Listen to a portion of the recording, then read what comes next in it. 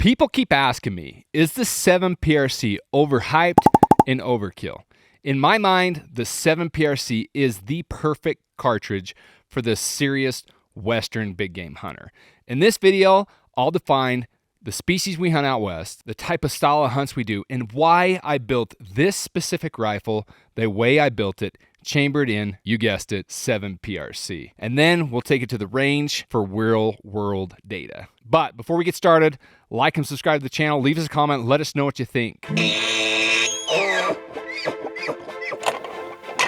Okay, as I mentioned, let's start with the actual species that we chase here out west, starting with mule deer. You guessed it. Long stalks, open basin, you need reach and precision for that particular game species. Number 2, elk. Big bodies, long shots. 7 PRC really shines with this species. Pronghorn, small vitals, typically 300 plus shots or greater, and flat shooting really helps there. Mountain goat, not something I particularly hunt, but high angles, can be long shots, need something flat there also. Bighorn sheep, steep terrain, precision is huge, especially when you draw a coveted sheep tag or spend buku bucks on a sheep hunt. And black bear and moose, something that you need to be able to knock that animal down so you're not tracking a ferocious bear or a big animal like a moose in some tough country. So here's the fact of the matter. When you're hunting big country, open country, high country, back country, the 7 PRC shines. You got bigger animals, heavier bones, dangerous game for that matter when you go to black bear and brown bear. Knockdown power, just kidding, that's a joke. But high BC bullets with a lot of foot-pounds of energy, even at further distances, the 7 PRC is, in my mind, one of the best cartridges that you can take for any type of Western big game hunting. Now, if you're backpacking into the backcountry, this is where this particular build is going to shine. You've got 5 or 6 days worth of food, you have camp, you have water, you have clothing, and especially if you're on those late season hunts, you're going to need a lot of clothing. Your backpack just goes and gets bigger and bigger.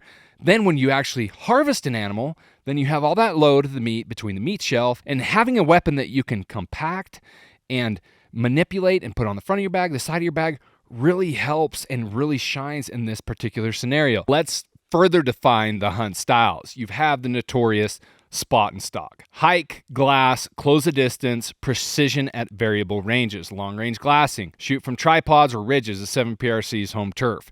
Really shines in this particular platform, especially when you can put the stock in a tripod. Mountain high angle shooting. Steep country, big elevation shifts. You got to know your holds. Ambush calling. Fast shots at closer ranges. Having a shorter barrel makes it easy to get that pack shouldered and shoot something at a closer range. Backcountry, where weight, comfort, and compactness really matter. Each of these really changes your rifle's priorities if you think about it.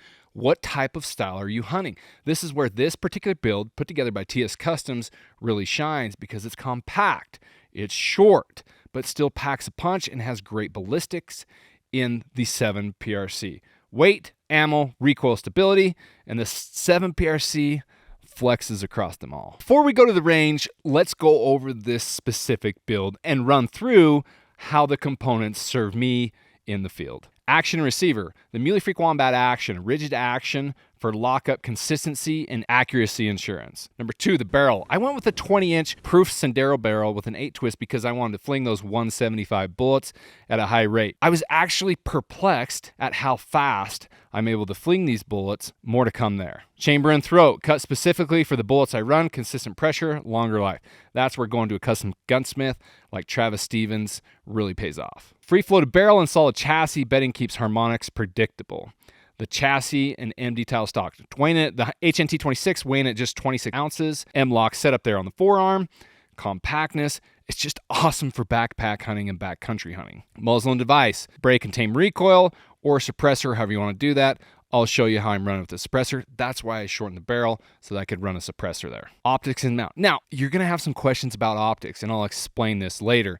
But the optics, I've shot Leupold Mark V now, which is one of my favorite scopes of all time. I transitioned over to the Night Force, and though it's a solid construction, I really struggled with the field of view. Packing all that magnification into a shorter tube didn't really serve me well, and I was really uncomfortable how close my eye was to the scope itself. And so with that said, I was like, well, I'm going to go over to a Mark V, or am I going to try this Collis?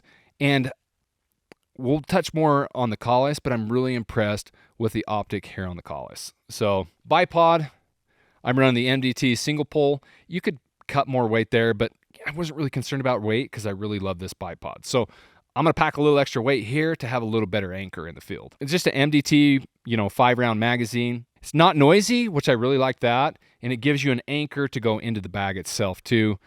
Really enjoying that. And in my mind, carrying a few extra ounces for weight for accuracy is worth it, especially when it comes down to crunch time and executing on that shot. Literally, that's thinking through every part here. It's like there's a purpose for every single part, and there's places that I'm willing to sacrifice, and there's other places I'm not willing to sacrifice.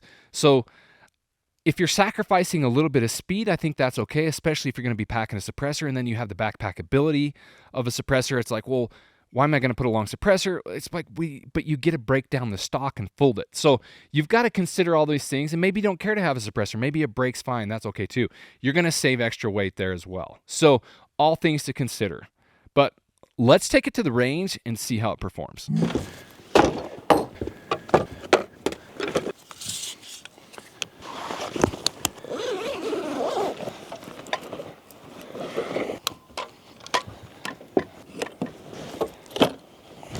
Jeez, freaking bee. We're here at the range now. We're going to test two things. We're going to see how it groups at 100 yards. We're going to establish the velocity. Now, I'm a big proponent of shooting with a Garmin while you're sighting in. Now, this gun is already sighted in, but we're going to go ahead and shoot groups with it. We might as well get speeds, save ammo, save time. So we're going to go ahead here, hit rifle, projectile 175, and boom, 5 inches to 15 inches away from your muzzle. So should be able to get a speed right here. Again, we're going to go ahead and shoot a group at 100, and let's see how well she performs.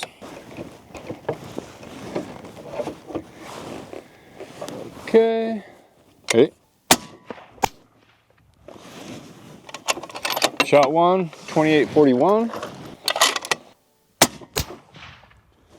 Shot 2, 2849. Made an adjustment there. 3-shot group there, 2856, working some of the bugs out. Let's go in now that I'm anchored in here, see if we can shoot a little better group than that. All right, we've only shot 3 groups so far. We have an average of 2849. Let's go ahead now that I got some of the cobwebs out, see if I can shoot a little better group. Here we go. Shot number 1 of the second group. Look at that bee. See that thing? All right, that's a pretty dang good shot. That's dead center. Now I want to talk a little bit about recoil. Now, you're going to feel a little bit more recoil on this platform, but still the 7PRC, it's very manageable recoil. So I got that one exactly where I want. Let's go ahead and get a second one here. A little high there. Let's go ahead and put one more there. That could have been just me. Get a third shot in there. Again, with factory ammo, we're getting a pretty good average here, 2847. We got 5 shots so far. Still not a great group. I'm gonna give this barrel a minute to cool down. Still not an amazing group, but let's see if I can hunker down and shoot a little bit better here. Group number 3 here. Let's see if I can get a consistent shot group here. I shot this earlier at the range and I stacked 3-hole groups. So it's just me today. I'm not shooting good today, but I know this gun can absolutely stack them even with factory ammo. So we're gonna shoot one more group here, and then we're gonna move on to 300, 600, and 1,000. We're gonna talk about impact velocity at those ranges, impact energy, and then just kind of shoot from there. So here we go. Last group, group number 3. Shot 2, a little tighter there. Not touching, but still tighter.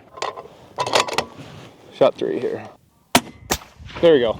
Finally. All right, let's go check out this group. So talking a little bit about this, when I was stacking them previously when I sighted in, group here, I was in an indoor range with a controlled environment. Here, I've got different winds blowing, it's outdoors, but knocking some cobwebs out. Here's group 1. And then again, this is with factory Hornady Precision, 100, 175 grain ELDX. I can shoot way better than that. Tighten it up a little bit here.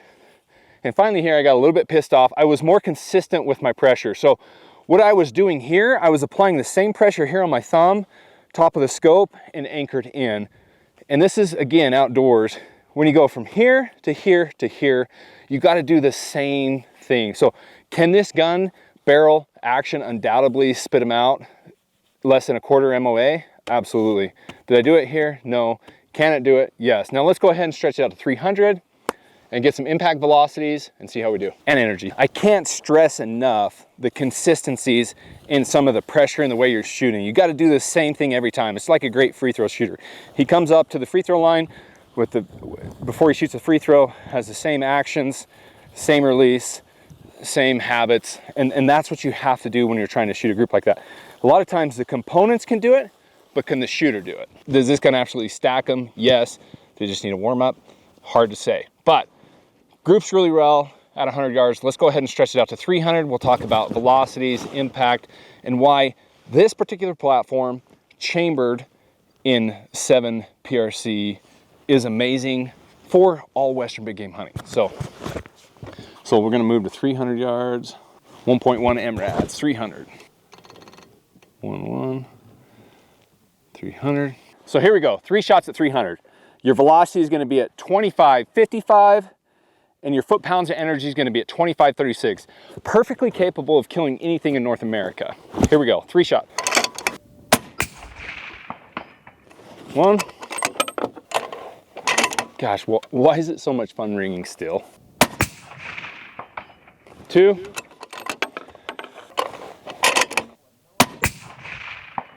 There we go. 3 shots literally stacked on the top of each other. Let's go ahead and move to 600 yards, which is the Muley Freak mule deer target. Get you impact velocity. Impact velocity is 2257 and energy is 1980 foot-pounds. So 1980 foot-pounds energy, perfectly capable of doing anything. In North America, 3.2 MRADs. So here we go. 3 shots, 600 yards on the Muley Freak life-size target. Here we go. Center punched it. Again, I'm able to trace recoil right through the scope. Now, not always, but a lot of times you get a good anchor, you really buckle in and dial in, you're able to spot impact, and that's really important, especially the further you go. If there is a chance you do miss, you can jump back on it and make an adjustment, whether it's wind, you made the wrong wind call, you can get back and shoot it. I shot Quattro just this last Saturday at 654 yards. You can see that video here. Perfectly capable, foot-pounds of energy, velocity to get the job done. Let's shoot 3 more. All the meanwhile, we're still capturing valuable data through the chronograph here. By the way, you can get this at Smith & Edwards. Check out for all your needs here at smithandedwards.com. Center punch the gong again. Let's go 1 more shot. Last one here at 600 yards. Punched it again. Okay, let's go ahead for the final test here. Let's move off to 1,025. At 1,025, you're gonna be at 1,865 feet per second, so velocity, and 1,352 foot-pounds of energy. Now, some experts say that you need 1,200 foot-pounds of energy to effectively kill large game at 1,000 yards. That's up for debate, but using that rule of thumb, it's perfectly capable up to 1,025. So let's shoot 3 shots at 1,025 and we'll wrap things up in the studio. Okay, 7.2. Shot number 1. A little high there because we got a wind. Make an adjustment here, come down. Shot number 2.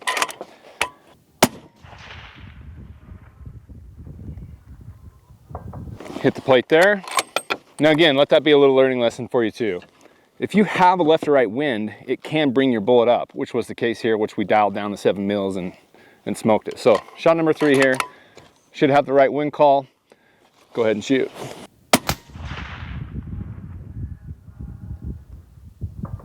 Two or three hits at 1,000. So before we wrap things up in the studio, we're gonna go ahead and get a session summary from the Garmin. So minimum 2802, average 2855, max 2941, extreme spread 138.9 feet per second, which is a little bit higher than normal, but that can happen a little bit with factory ammo. But standard deviation 37.5, pretty decent. You saw the third group I shot.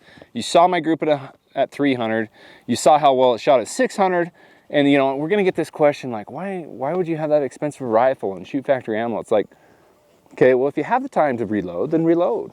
But if you don't have the time to reload, this is how well your factory animal can shoot, if not better. Now, your equipment can do the job, but can you? Let's wrap it up at the studio. All right, so a little blown away at the velocity, 28.49 average. That's blistering speeds for factory ammo and a 20-inch barrel. So I'm really pleased with my performance out of this 7 PRC, this short-barreled, compact 7 PRC. But with that said, we still have great energy at distance, elk killing power at 1,000 yards. And to be quite honest, I know I'm going to get some flack for that, for this, but that's more retained energy than a 7mm red mag. I'm sure I'll hear from the 7mm fans here in a second. Choose bullets that expand and hold together, aka big fan of the Hornady ELDX. There's other good bullets out there too, but personally, I use the ELDX. It transfers energy, displaces the tissue, and does a great job killing. If you're going to be a serious hunter, you're going to be a serious Western big game hunter, you should really look at the Hornady ELDX. For hunt style takeaways, if you're taking the MDT collapsible stock HNT26,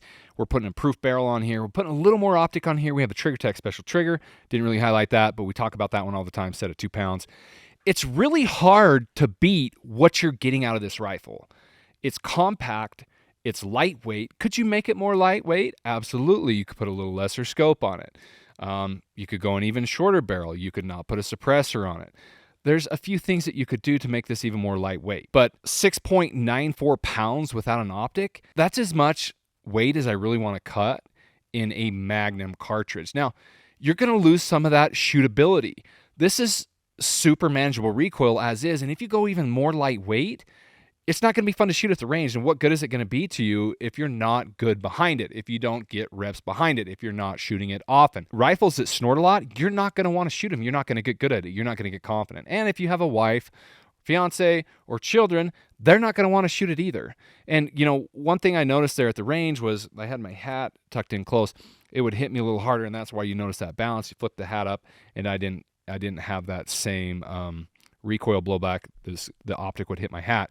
And then I noticed, like, at the pressure there at the end, when I got that consistent pressure, I was able to stack bullet holes at that point. So all that said, manageable recoil, extremely lightweight, packable, Magnum. I mean, you could even take this brown bear hunting anywhere across North America, and you could use the 7 PRC. Now, is this the ultimate Western rifle? I mean, it's hard to argue against it. It'll go anywhere. It can go on any type of hunt, prairie, mountain. It's a chambered in 7 PRC. Like, how do you beat it? I don't think you can. You can take anything across North America with it. It's phenomenal components. Could you switch a few things? Could you add some weight? Could you take off some weight? Absolutely. So weigh in. I'd like to get your thoughts here. But before we do that, we're giving away a rifle just like this. And here's how you win. If you want to win up to a $6,000 custom rifle build like this, it doesn't include a suppressor and it doesn't include the optic, but it'll include everything else. Here's how you win. From now until October 31st, you have to subscribe to the Herd Box. It's a monthly t-shirt box where we add in some free goodies every single month. It's $29.99. Just set it and forget it. And we're going to pick one of our lucky Herd Box subscribers to win a rifle similar to this beauty by TS Customs. Now, if you want to build something like this, get a hold of us. We'll help you build a rifle like this. Travis does amazing work. We've been partnering with Travis for a long time, one of the best in the business, and we'd love to help you out. So good luck. Hope you can win this custom rifle build. Subscribe to the Herd Box, subscribe to the channel, and we'll catch you on the next one.